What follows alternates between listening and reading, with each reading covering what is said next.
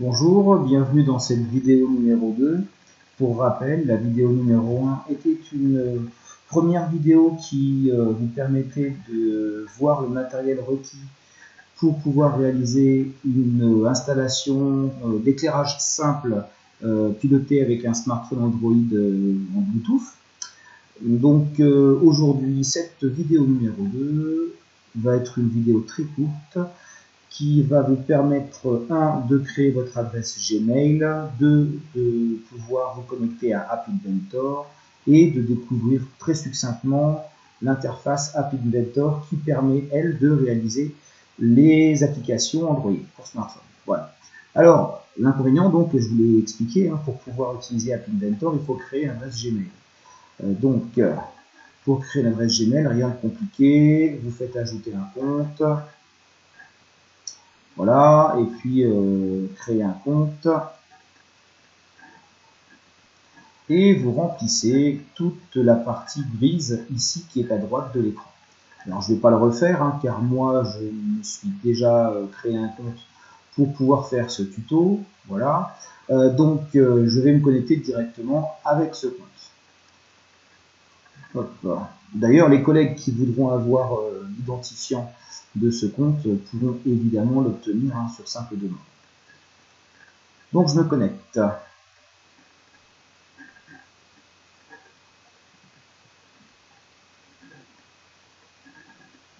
Voilà, je suis connecté à la boîte Gmail. Alors je peux aller sur App Inventor dorénavant. App Inventor.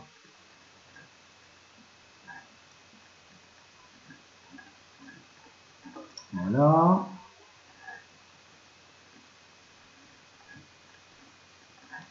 Et maintenant, Create Apps.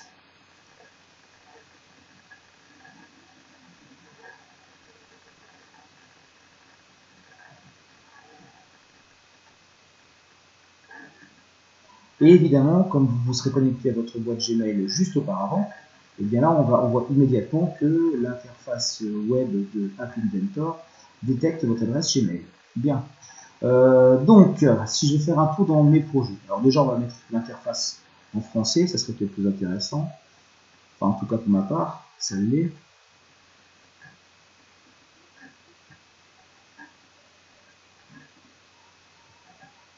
Voilà, donc alors là on est dans la page mes projets, mais il est possible que on vienne sur un screen. Ok, on y est. Je vais revenir un tout petit peu en arrière. Donc mes projets. Ici, mes projets.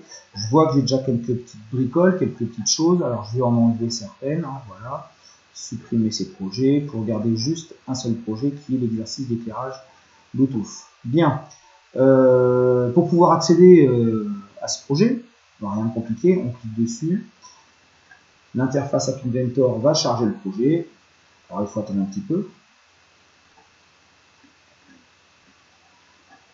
Voilà. L'interface App Inventor se présente de la manière suivante. Ça paraît peut-être complexe d'un premier abord, mais vous allez voir, c'est relativement simple. Vous avez une première colonne qui correspond ça s'appelle la palette, qui correspond tout simplement à tous les outils que nous allons utiliser pour pouvoir créer l'application. Ensuite, on a une colonne ici, interface, une colonne dans laquelle on voit le screen, c'est tout simplement la simulation de notre écran de smartphone. Nous avons une colonne composants, qui est une colonne qui affiche tous les éléments que l'on glisse dans le screen les uns après les autres, donc ici.